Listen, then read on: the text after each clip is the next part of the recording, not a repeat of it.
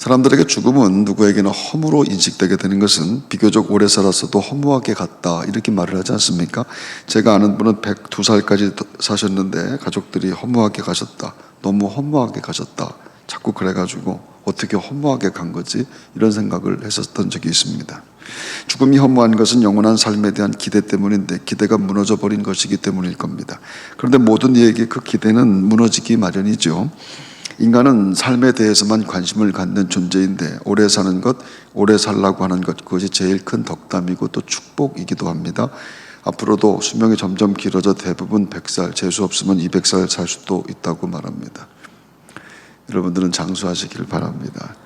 100년 전에만 해도 우리나라 평균 수명은 40대 중반이었고 지금도 파푸아 뉴기니라고 하는 나라는 44세라고 합니다. 100년을 살아도 만족될 수 없는 사람은 심지어 죽어도 사는 것을 희망하게 되는데 1974년 중국 산시성 시안성에 있는 진시황릉 근처에서 흙으로 만든 병마용이 8,000개나 발견됩니다. 그것은 진시황을 다음 세상에서 모실 병사들인데 산채로 넣어진 사람들도 많았다고 하죠. 이집트의 왕과 귀족들의 무덤인 피라미드에는 온갖 보화들이 함께 묻혀 있는데 왕이 영원토록 살기 위해서 넣어둔 것이라고 합니다. 병마용이나 미이라와 피라미드 같은 왕들의 묘지만 그런 것은 아니고 일반 백성들의 장례식에도 더 살 것이다 라고 하는, 더 살아야 된다라고 하는 기원은 동서고금 어느 민족을 막론하고 존재하게 됩니다.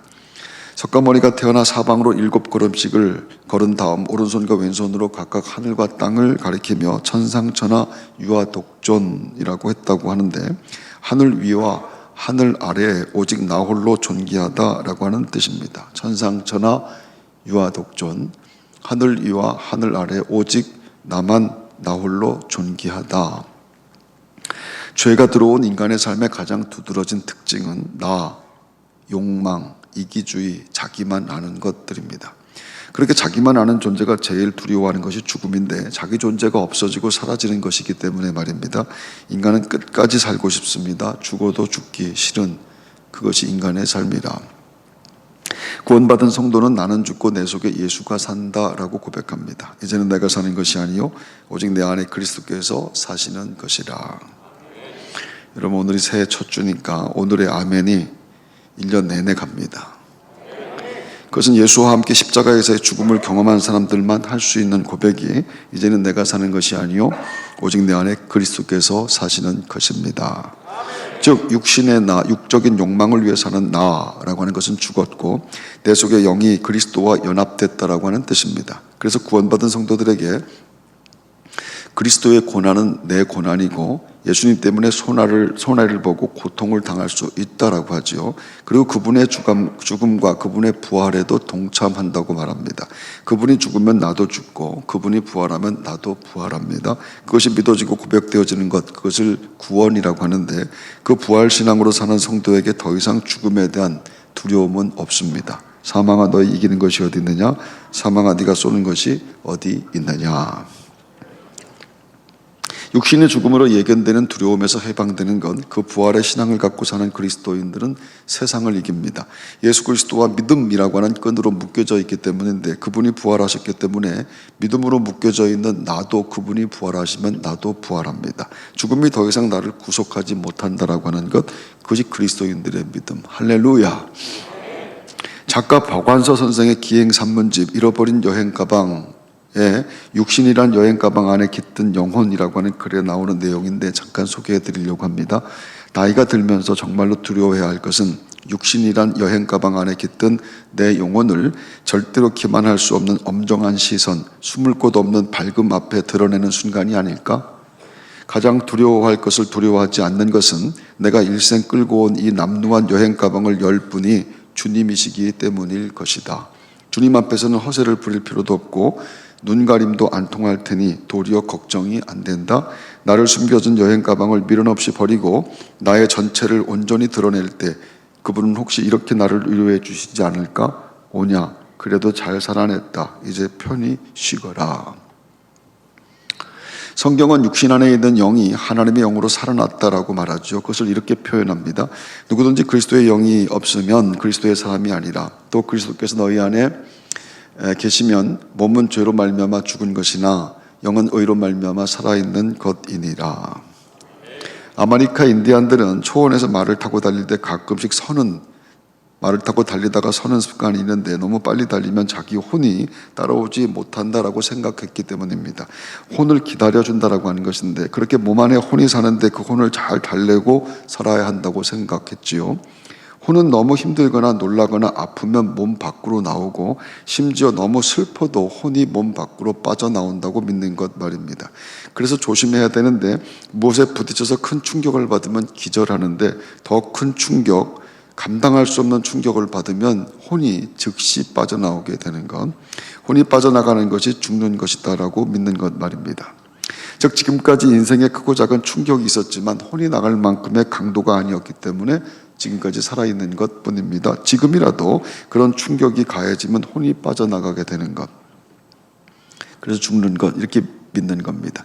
그것은 질병도 마찬가지인데, 그동안 자체적으로 발생한 면역력이 몸속에 침투해오는 바이러스와 세균과 싸워 이겼기 때문에 아직 살아있는 것 뿐입니다. 혼이 나가지 않은 것이죠. 어느 날 내 면역력이 감당하지 못할 악성세포가 생기거나 병균이 침투하면 그럼 견디지 못하는 겁니다.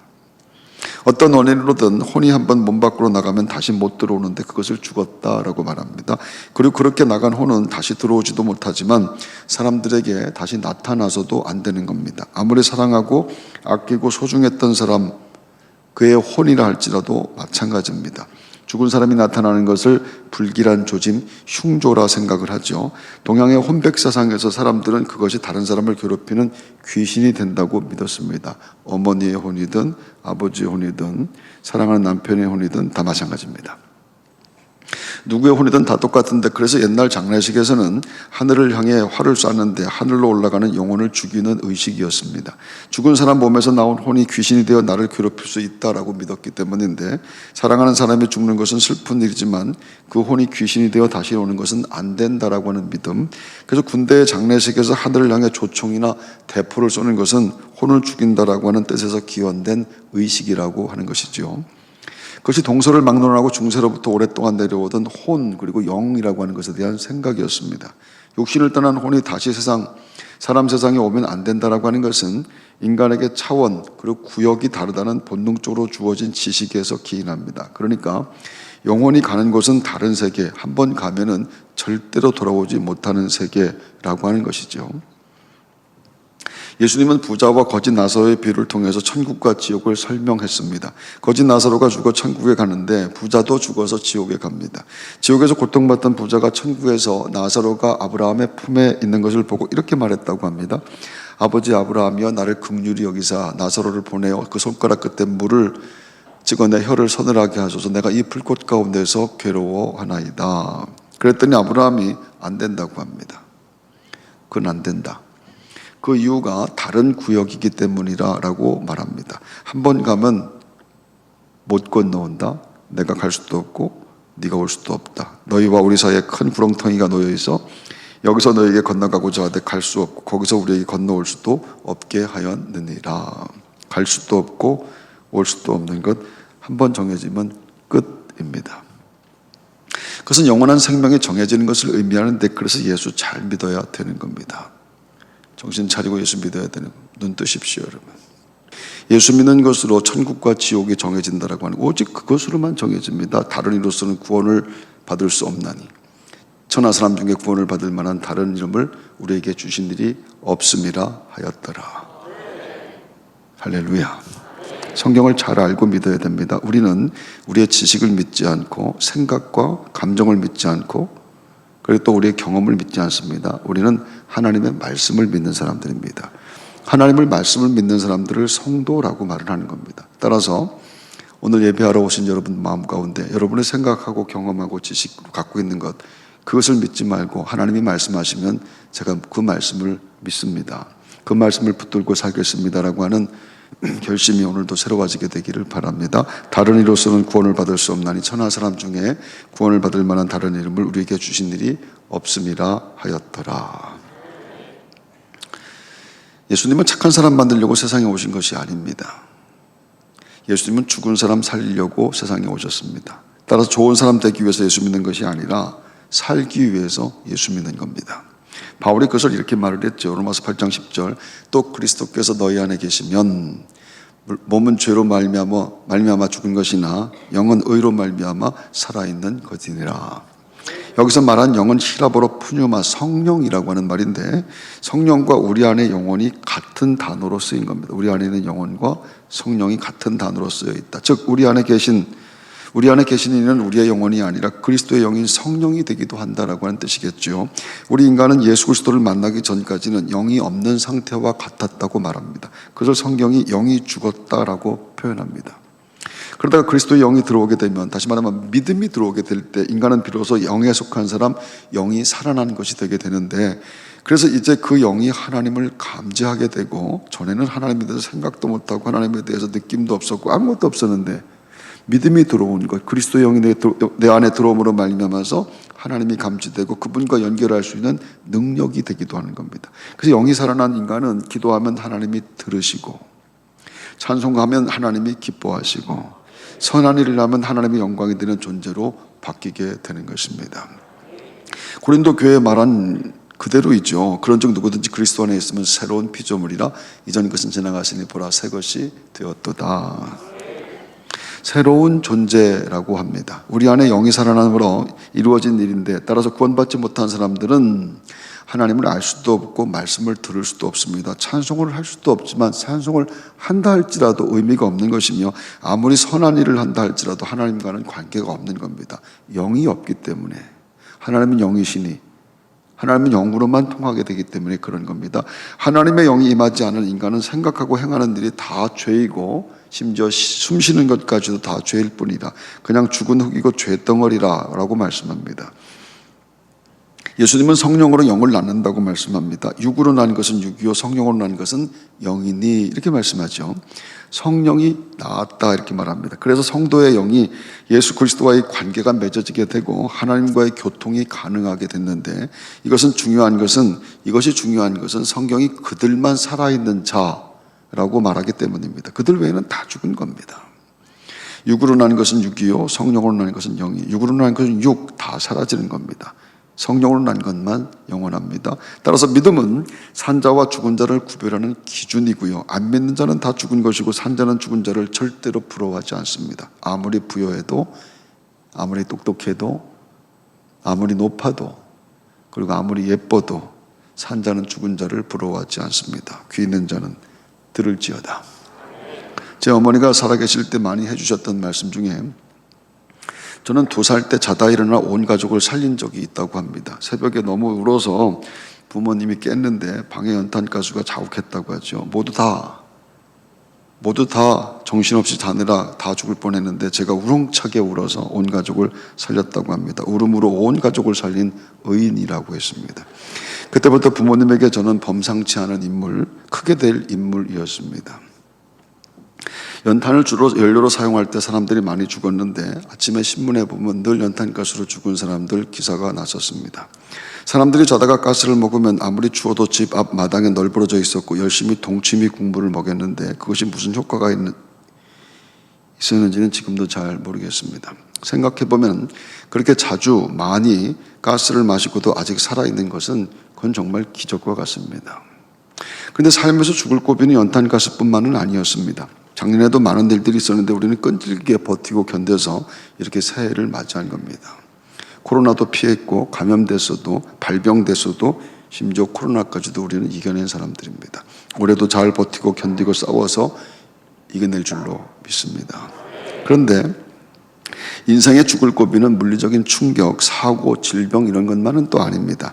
갑자기 견딜 수 없이 고통스럽게 변하는 모든 상황과 형편은 순식간에 우리의 마음을 지옥으로 만들어 버리는데, 마음 아픈 일들은 육신의 고통 못지않은데 그런 일들 속에서도 잘 다스리고 인내하며 살아온 인생들입니다. 생각해보면 모두가 다 대견하고, 우리 모두가 다 대견하고 자랑스러운 것이라, 우리는 그 모든 것이 하나님의 도우시고 지켜주신 은혜입니다. 이렇게 겸손하게 고백하며 오늘 새해 첫 예배를 하나님 앞에 드리고 있는 줄로 믿습니다. 할렐루야. 성경은 성도를 성전이라고 말을 하는데, 너희 몸은 너희가 하나님께로부터 받은 바 너희 가운데 계신 성령의 전인 줄을 알지 못하느냐? 너희는 너희 자신의 것이 아니라, 이렇게 말씀합니다. 바울은 그렇게 성전이 된 성도들, 교회, 이것은 함께 지어져 가는 성전 이렇게 말합니다. 너희는 그리스도 예수께서 친히 모퉁이돌이 되셨느니라. 그의 안에서 건물마다 서로 연결하여 주 안에서 성전이 되어가고 너희도 성령 안에서 하나님이 거하실 처소가 되기 위하여 그리스도 예수 안에서 함께 지어져 가느니라. 예수님이 모퉁이돌, 주춧돌이고 그분을 중심으로 서로 연결되어 같이 지어져 가는 것, 그것을 성도 교회라고 말씀한 겁니다. 바울은 그것을 예수가 내 안에 들어와 나와 연합하여 사는 것, 교회는 그 고백으로 모인 사람들의 모임이라고 말한 겁니다. 그래서 예수 그리스도가 목적이 되어 모인 교회는 다른 국가, 다른 성, 다른 인종 이런 것과 관계가 없이 하나입니다. 같은 노래, 구원의 노래를 부르는 사람들이기 때문이죠. 지위와 신분과 소유에 관계없이 예수 그리스도로 지어져 가는 사람들, 오늘 이 자리에 모인 우리 모두가 예수 그리스도로 지금도 지어져 가고 있는 하나님의 사람들인 줄로 믿습니다. 그러면 성도의 살아가는 인생 전체는 예수 그리스도로 지어져 가는 존재라고 한다면 우리의 인생은 성전 건축이라고 하는 것이 맞지요. 예수 그리스도가 주춧돌이고 모퉁이돌, 그 돌에 연결되어서 지금도 지어져 가는, 그래서 우리의 평생은 성전 건축과 같은 것인데, 성도는 평생 거룩하고 진실하게 믿음의 삶을 살아내는 사람들입니다. 삶이 아름다운 성전을 건축하는 일인데, 지난해에도 믿음으로 성전을 건축하며 우리는 살아왔고, 그 전에도, 그 10년 전에도 100년 전에도 우리는 믿음으로 성전을 건축하며 살아온 인생입니다. 잘못 지은 것도 많습니다. 잘 지으려는 마음은 있었지만 마음대로 되지 않아 부끄러운 것도 참 많습니다. 올해 쉬었는데 다시 지어야겠다라고 하는 결심이 생긴 분들도 여러분 가운데 있습니다. 그리고 오늘 새해 믿음 건축 거룩한 성전이 되기를 소망하고 다짐하며 우리 모두가 하나님 앞에서 예배하고 있는 줄로 믿습니다. 할렐루야. 바벨론에 끌려갔던 이스라엘 포로들이 기원전 538년 1차 포로 귀환을 하는데 그들이 고향에 들어와 제일 먼저 했던 일이 훼손된 성전을 다시 짓는 일이었습니다. 모두가 같은 마음을 갖고 의욕적으로 시작했지만 회방꾼들이 많았고 건축은 오랫동안 중지되고 그들은 낙심하게 되고 좌절하게 됩니다. 그때 하나님께서 선지자 스가랴를 통해서 지도자 스룹바벨에게 이렇게 말씀을 합니다. 여호와께서 말씀하시되 이는 힘으로 되지 아니하며 능력으로 되지 아니하고 오직 나의 영으로 되느니라. 스룹바벨은 이 말씀으로 용기를 얻고 마침내 성전을 준공하게 되는 겁니다. 이것이 우리 힘으로 하는 것이 아니고 하나님의 영으로 되는 거야 라고 하는 말씀을 듣고 그 말씀에 의지하여 성전을 준공하는데, 그것은 하나님의 일은 하나님께서 하시는 것이야 라고 하는 말씀의 증거였습니다. 사람의 편에서는 절대 안 되는 일인데, 절대 불가능한 일이었는데 하나님은 그 불가능한 일을 너무 쉽게 만들어 주셨다. 그것을 7절에서 이렇게 말씀을 하죠. 큰 산아 네가 무엇이냐? 네가 스룹바벨 앞에서 평지가 되리라. 그가 머릿돌을 내놓을 때 무리가 외치기를 은총이 그에게 있을지어다 하리라. 믿음은 다른 것이 아닙니다. 절대로 안 되는 것이지만, 불가능하지만 우리 하나님이 하시면 됩니다. 그걸 믿음이라고 하는 겁니다.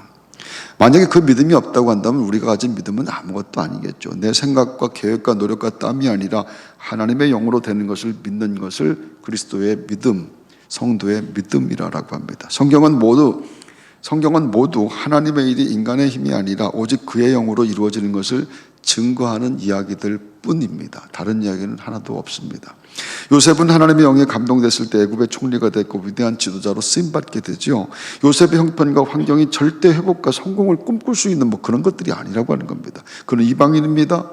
그는 노예입니다. 그는 죄수일 뿐인데 절대 자력으로 감옥에서 나올 수가 없는 사람인데, 그런데 하나님의 영이 죄수를 제국의 총리로 단 한순간에 만들어 버리시더라. 겁이 많던 평범한 농부 기드온은 7년마다 약탈하러 오는 미디안 사람, 그들이 무서워 숨어서 밀을 포도주 틀에서 타작하던 사람인데 하나님의 영이 그에게 임했을 때 300명 데리고 메뚜기 떼와 같이 많은 미디안과 맞짱 떠서 승리하게 되는 놀라운 역사가 일어납니다. 그리고 싸움과 전쟁과 약탈이 끊이지 않던 땅, 전쟁이 그치지 않던 이스라엘에 기드온이 하나님의 영이 임했던 그 기드온이 사는 40년 동안 평안이 임했다, 이렇게 말씀합니다. 미디안이 이스라엘 자손 앞에 복종하여 다시는 그 머리를 들지 못하였으므로 기드온이 사는 40년 동안 그 땅이 평온하였더라. 하나님의 영이 임했던 사람, 그때 그 사람 하나 때문에 그 사람 사는 날에 온 민족이 평안했다. 모세와 다윗과 사무엘과 바울과 베드로와 야고보와 성경에 나오는 모든 인물들이 다 마찬가지입니다. 누구도 자기 입으로 일하는 사람이 없습니다. 한결같이 하나님의 영에 감동된 자들, 하나님의 영이 임한 인생들이었다. 그 얘기하고 있는 겁니다. 성경은 하나님의 영이 예수 그리스도의 이름으로 받는 것이다 라고 하죠. 하나님이 오른손으로 예수를 높이심에 그가 약속하신 성령을 아버지께 받아서 너희가 보고 듣는 이것을 부어주셨느니라. 할렐루야. 나는 성전입니다. 그리고 내가 거룩한 성전으로 지어져 가는 것은 내 힘과 능력이 아니라 주 예수 그리스도 안에서 하나님의 영으로 이루어지는 것이라. 그래서 성도는 자신의 능력과 힘을 의지하지 않고 자기가 가졌던 가지지 못했던, 높아졌던 낮아졌던, 건강하든 건강하지 못했던 그런 것과 전혀 관계없는 겁니다. 자신의 능력과 힘을 의지하지 않고 오직 하나님의 영을 의지하며 이 한 해의 삶을 살아가면서도 하나님 내 힘과 능력이 아니라 하나님의 영으로 되어지는 일입니다. 하나님의 도우시는 은혜가 있어야 내가 이 한 해를 살아갑니다. 겸손한 고백으로 도움을 구하는 사람들, 성도들인 줄로 믿습니다. 할렐루야. 어느 여자분이 결혼해서 고생을 많이 했는데 제일 속상했던 것은 남편이 화가 나면 밥상을 엎는 것이었습니다. 식사하다 상이 엎어지면 밥도 반찬도 다 튀고 다 너무 기가 막히고 너무 비참하고 너무 초라했는데 그것이 집안 내력인 것은 시아버지도 그랬다고 합니다. 시아버지도 평생 밥 먹다가 밥상 엎었다고 그러는데 옆에서 울고 있는 아들을 이렇게 보니까 쟤도 그대로 지 애비를 닮을 것 같다라고 하는 생각이 들더라. 그래서 이분은 남편의 버릇을 고칠 특단의 조치를 생각했다고 하죠. 혹시 되게 밥상 없는 분이 있으면 잘 들으십시오. 어느 날 화가 난 남편이 또 밥상을 들려고 하자 자기가 먼저 들었다고 합니다. 집사님은 이 여자분은 밥상을 들고 창문으로 가 밖으로 던져버렸습니다. 밥상은 5층에서 떨어져 박살이 났습니다. 이런 집안을 콩가루 집안이라고 이렇게 말을 합니다. 성경은 상 없는 것을 막이라고 말합니다.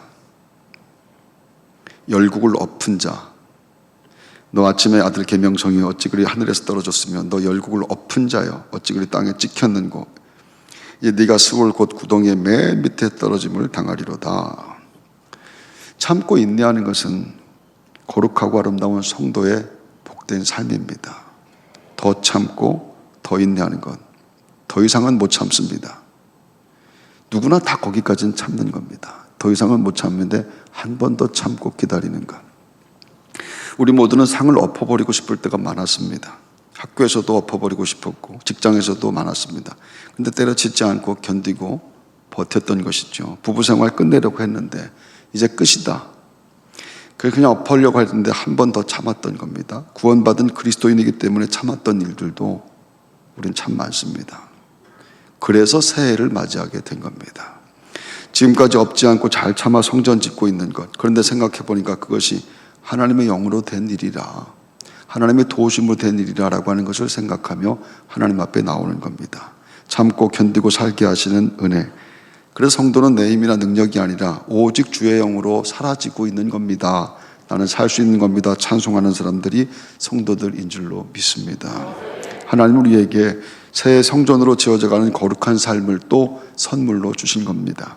겸손하게 은혜를 구하며 살 때 내 삶에 더 거룩한 성전으로 지어져가는 은혜가 있게 될 줄로 믿습니다. 하나님 우리를 지키시고 보호하시고 세상 끝나는 순간까지 우리를 지켜주신다고 약속하시는데 그 놀랍고 신비로운 감격이 새해에도 여러분의 삶 가운데 넘쳐나게 되기를 주의 이름으로 축원합니다.